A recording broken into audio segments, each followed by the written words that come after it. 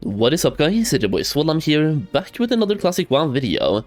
So, a brand new season is actually upon us, and today I thought we would take a look at all of the class abilities that are coming in Classic WoW Season of Discovery. So Season of Discovery brings with it a bunch of changes to Classic WoW. One of those big changes is that classes will now get brand new abilities, either like completely reworked abilities, or like abilities from Cataclysm, Wrath, TBC, and so on. So it's Classic WoW with abilities that will alter your class, make it better, and even like Warlocks can tank right now through Metamorphosis, Paladins get a taunt, Rogues get a taunt, that's really weird, Mages get a heal, and let's just go through all the abilities in this video so you know exactly what to get. And these are the abilities, or all of the runes we have basically so far, based on the BlizzCon preview. So at the moment of making this video, these are all the runes we have, and I think when the season comes out in 3.5 weeks, these are going to be the majority of the runes you're going to have available, but they will make more runes probably as they increase the level cap.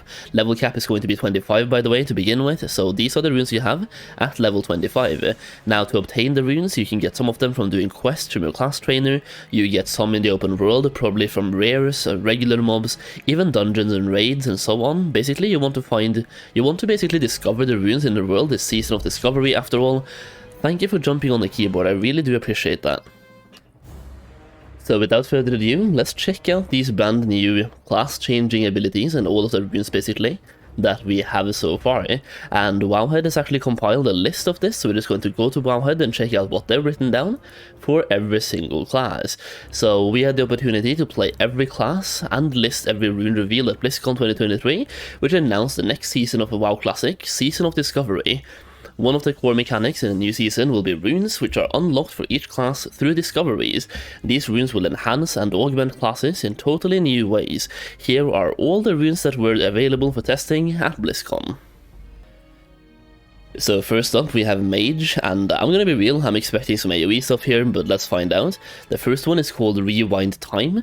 Your current target with your temporal beacon instantly heals all damage taken over the last 5 seconds, ineffective on targets that did not have a temporal beacon 5 seconds ago. You also have something called Enlightenment. You deal 10% more damage while you have more than 70% mana, and while below 30% mana, 10% of that regeneration continues while casting. You have Living Bomb, that's coming back. I'm not going to read through that one because we all know what Living Bomb does. Same thing with Arcane Blast, and Ice Lance for that matter. You even have Icy Veins from Wrath 2. Was that a TBC thing? It's definitely here in Wrath. Hastens your spellcasting, increasing spellcasting speed by 20%, and reducing the pushback suffered from damaging attacks while casting by 100%, and lasts for 20 seconds. You also have a brand new ability that I personally have never seen before, and that's Arcane Surge. Unleash all your remaining mana in a surge of energy, focus at the target, dealing 95 to 111 arcane damage, increased by 300%, or increased by up to 300%, based on your mana remaining. So if you channel all your mana, that's like a big blast, and afterward your normal mana regen is activated and increased by 300% for 8 seconds. You also have something called Mass Regeneration, heals all of the target player's party members. That's a weird sentence. Target player's party members within 15 yards of the target player for 262 health for over 3 seconds, and applies temporal beacon to each target once again. It also records the subject's space-time position, and 100% of all arcane damage done by the caster will then be converted to chronomatic healing and divided among the caster's current temporal targets. Hold on. So the first ability also your current target with the temporal beacon instantly heals all damage taken over the last 5 seconds. So you have Rewind Time, basically like a Monk's Revival, if you remember from Mists of Pandaria. So Monk's Revival, that's like Rewind Time, and by using Mass Regen you will put that temporal beacon on people, and then using that Revival or Rewind Time you can heal all of your beacon targets. That's kinda cool. Then you have Living Flame, summons a Spellfire Flame that moves towards the target, leaving a trail of Spellfire.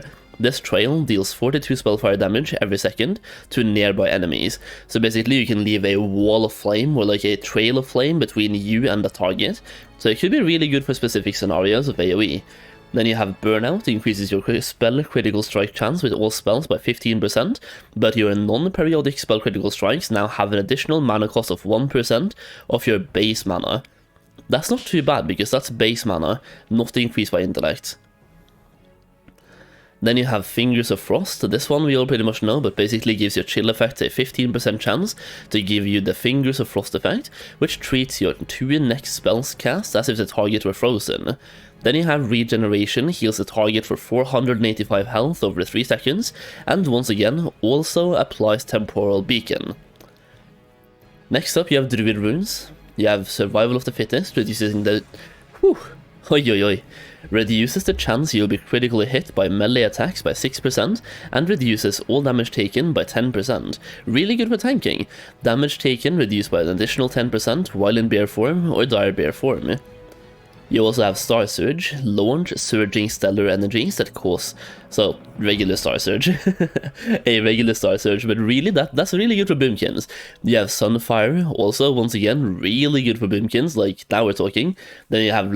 Is it called Lacerate or Lacerate? I have no idea, but...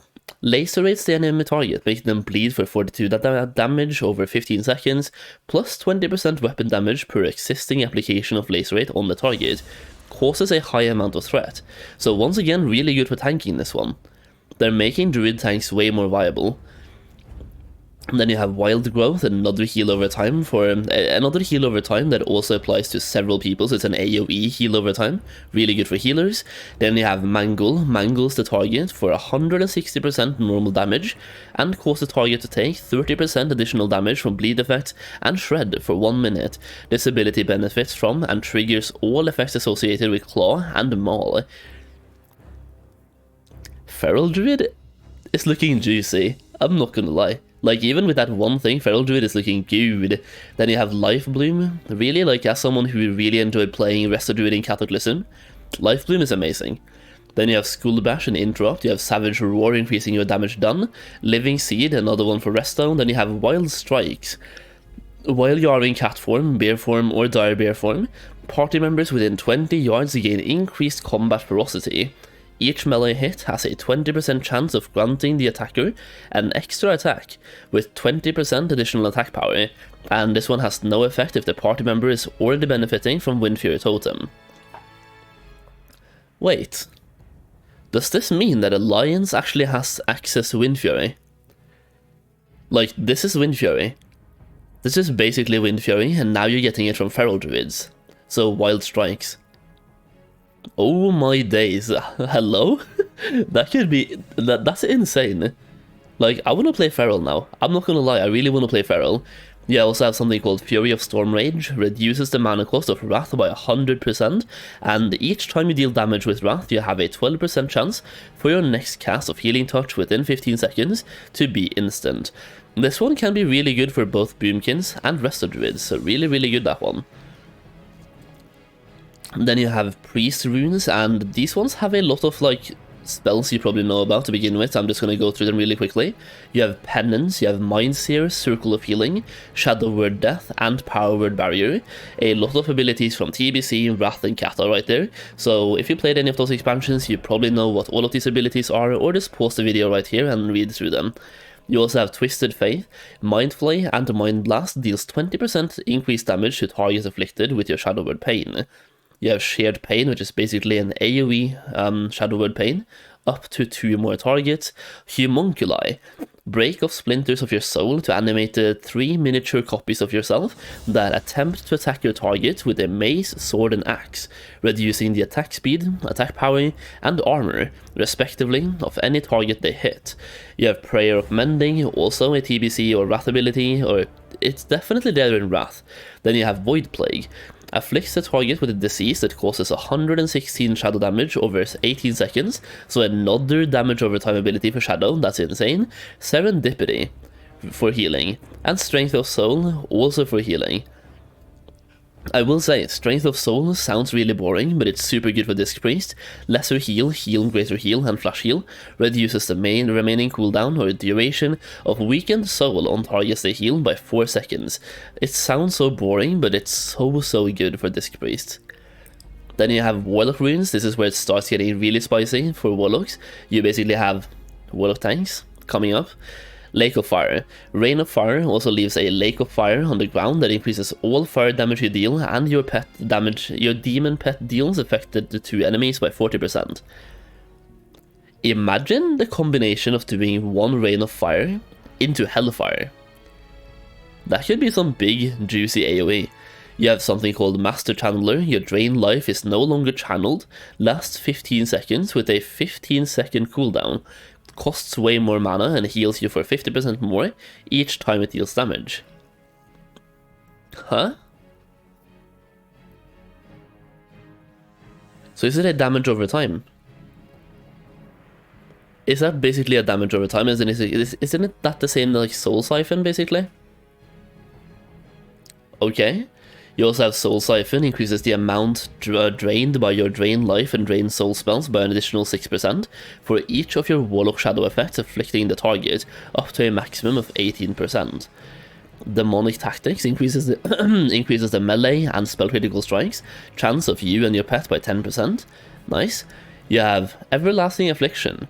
Drain Life, Drain Soul, Shadow Bolt, Shadow Cleave, Searing Pain, Incinerate, and Haunt refresh the duration of your corruption on the target back to its maximum duration. Incinerate, brand new ability right here, really good. Burn your enemy for X amount of damage and increase all fire damage you deal by 25% for the next 15 seconds. Okay, so Lake of Fire also increases your fire damage dealt, and now Incinerate as well. That should build up some really good combo points. Imagine doing both of those into a big, juicy, all cooldowns active and using Chaos Bolts. That could be like really good combo. Demonic Grace, surge with Fell Energy, increasing your pets and your own dodge chance by 30%, and your chance to critically strike with all attacks by 305, lasts for 6 seconds. I do think that maybe that's supposed to say 30% as well instead of 305. I think whoever is writing the article just forgot to press shift, because shift 5 equals %. Okay, next up. Your Demonic Pact, your pet's critically strikes applies the Demonic Pact effect to your party members for 45 seconds. If you played Wrath, you know what this is, but basically increases spell damage and healing by 10% off your spell damage, or 13, whichever one is higher. Then you have Metamorphosis, the really big one for Warlocks here. Transforms into a demon, increasing armor by 500%, reducing the chance you will be critically hit by 6%, increasing your threat by 100%, and increasing mana gain from life tap by 100%, and gives you new abilities. So Searing Pain is now instant. This one causes high threat, by the way. Shadow Bolt becomes Shadow Cleave, a shadow melee attack that hits up to 3 nearby enemies but has a 6-second cooldown. You have Curse of Recklessness, now also taunts your target to attack you for 3 seconds, so you have another taunt, but gains 10-second cooldown and range is reduced to melee. You have Demon Charge and Demonic Howl. You also have something called Shadow Bolt Valley, which is the fact that your Shadow Bolt now strikes up to 5 targets within a chain distance of 10 yards, but for slightly less damage. You also have Shadow Bolt, sends a bolt of chaotic fire at the enemy, dealing 225 to 286 fire damage. Wait, yeah, Chaos Bolt wasn't actually in Classic WoW, but it's here now. Okay, good. So Chaos Bolt is coming back. Chaos Bolt always hits, cannot be resisted, and its knowledge causes all your fire spells to pierce through absorption effects. Whew, okay. Then you have Haunt, unleash a ghostly soul on the enemy, dealing damage and increasing all shadow damage over time you deal to that target by 20%, and when Haunt ends or is dispelled, you will be healed for all the damage it dealt to your target. Then you have Warrior. You know, people want to know about the Warrior runes in Classic WoW. Warriors are always strong in Classic WoW, so here we go. I have no idea how to pronounce the first one, but Flagellation or something. Gain a 25% bonus to physical damage done for 12 seconds after activating Blood Rage or Berserker Rage. You have Blood Frenzy. Each time you deal bleed damage, you gain 3 rage. This could be really good. Sounds really boring, but could be really good. Raging Blow, a ferocious strike that deals 100% weapon damage, but can only be used while you're enraged, Berserker Rage, or Blood Rage is active. You have Warbringer, making your charge and basically all those charge abilities usable anytime in any stance. You have Furious Thunders, which is good for Thunderclap. You have Consumed by Rage, enrages you and grants you a 25% melee damage bonus for 12 seconds, or up to a maximum of 12 swings after you exceed 80 rage. You have Frenzied Assault. While wielding two-handed weapons, your attack speed is increased by 20%. Ooh, okay. You have Victory Rush coming back, finally. You have Endless Rage. You generate 25% more rage from all damage you deal. Really good once again for rage management. You have Devastate for defensive stance. Single-Minded Fury, which probably everyone knows what does, but basically while dual wielding, your physical damage and movement speed are increased by 10%.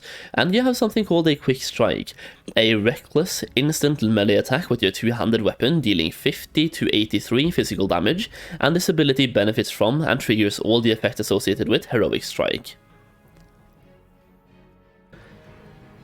Next up we have the Hunter, and the first thing you have here is Exposed Weakness. Your ranged critical strikes increases your attack power by 40% of your current agility for 7 seconds. Wow. You have a Master Marksman, increases your critical strike chance by 5% and reduces the mana cost of all of your shot abilities by 25%. Lone Wolf, you deal 25% increased damage with all attacks while you do not have an active pet.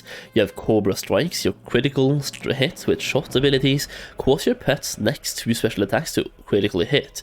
You have Kill Command.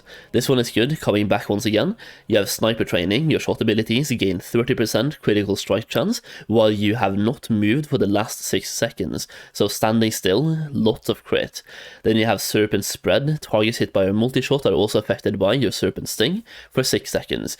You have Flanking Strike. You and your pet deal simultaneous instant 100% melee damage. Afterward, your Mongoose Bite and Raptor Strike deal a little bit more damage, 10% in this case, stacking up to 3 times, and Raptor Strike has a 20% chance to reset the cooldown on Flanking Strike. Melee Hunter? Any melee hunters? Then you have Beast Mastery. Your pet's damage and health are... your pet's damage and health are increased by 30%, and focus regen by 80%. Oh my days. In addition, your pet's growl now also taunts the target to attack it for 3 seconds. So the damage increase and the focus increase, that's permanent. Wow.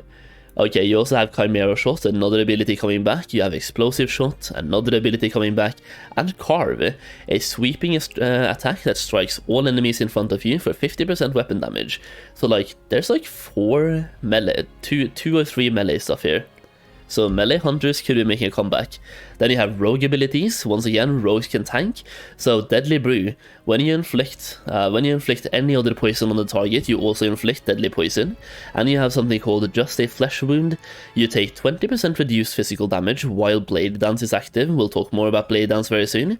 Additionally, you have a 6% reduced chance to be critically hit by melee attacks.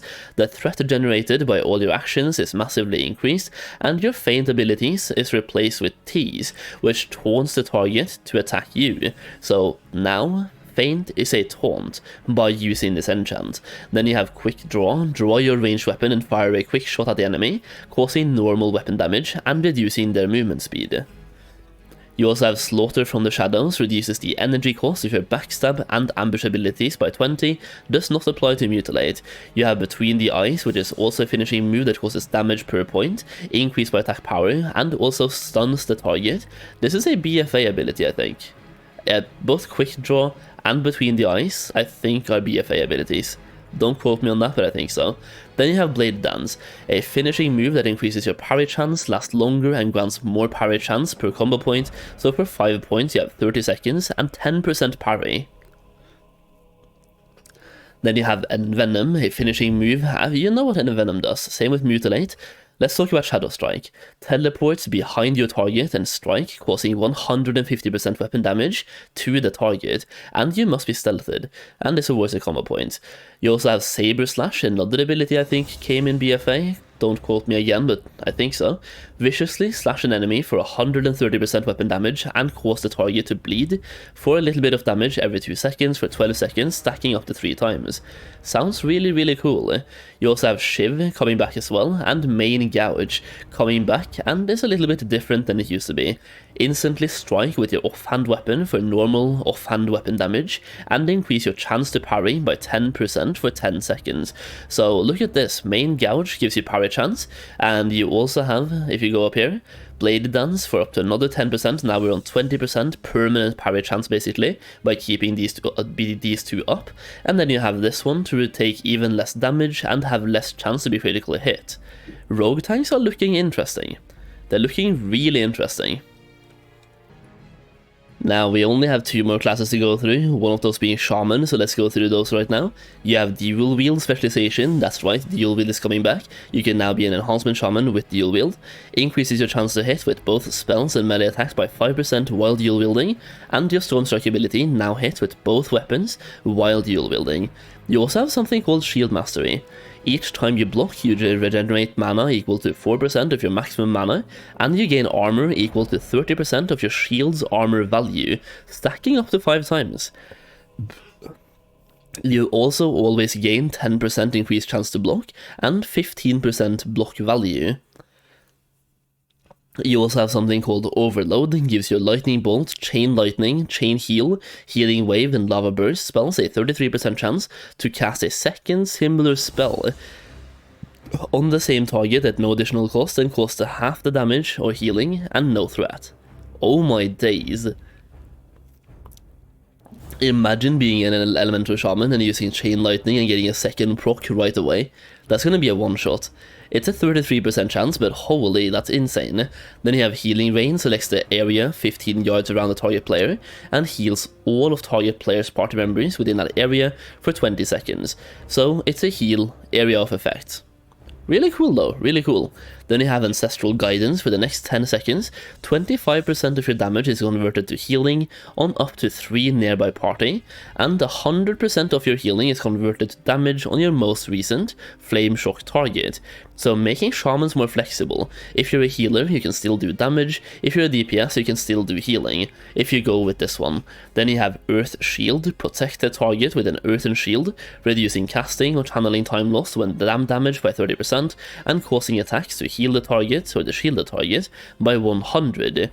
This effect can only occur once every few seconds, 3 charges last 10 minutes, and Earth Shield can only be placed on 1 target at a time, and only 1 shield or elemental shield can be active on a target at a time.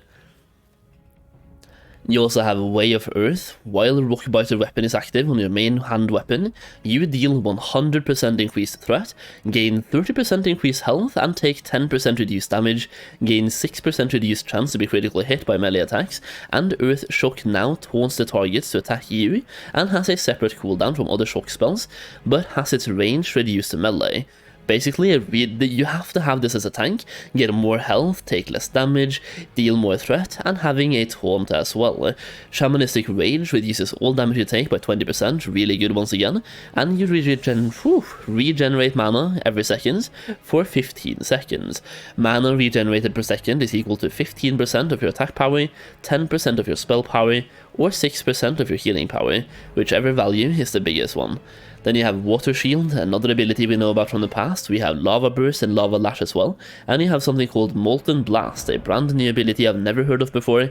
Blast enemies in a cone in front of you for 39 to 54 fire damage, and this ability generates a high amount of threat. Flame Shock periodic damage has a 10% chance to reset the cooldown on Molten Blast. Really cool. I kind of want to be a Shaman tank. Even though I suck at tanking, I want to try. That sounds really cool, I'm not gonna lie. Last but not least, we also have the Paladin runes. First of all, you have Seal of Martyrdom, fills you with Holy Spirit for 30 seconds, causing each of your melee attacks to deal 30% weapon damage to up to 3 nearby targets. But here's the thing, you lose health equal to 10% of the damage you deal. While this seal is active, your party members within 40 yards each gain mana equal to all damage you take. So could be really good in a raid setup, giving your party members more mana, but you take more damage, so the healers have to heal you a little bit more. Unleashing the Seal's energy will judge an enemy, instantly causing 70% weapon damage at the cost of health, equal to, once again, 10% of the damage you deal. You also have Divine Storm coming back as well, an AoE ability, really good, I love that one. Then you have Horde of Lordaeron. The Paladin blows the Horde of Lordaeron, which increases total strength and agility of all party members within 30 yards by 17. Lasts for 2 minutes.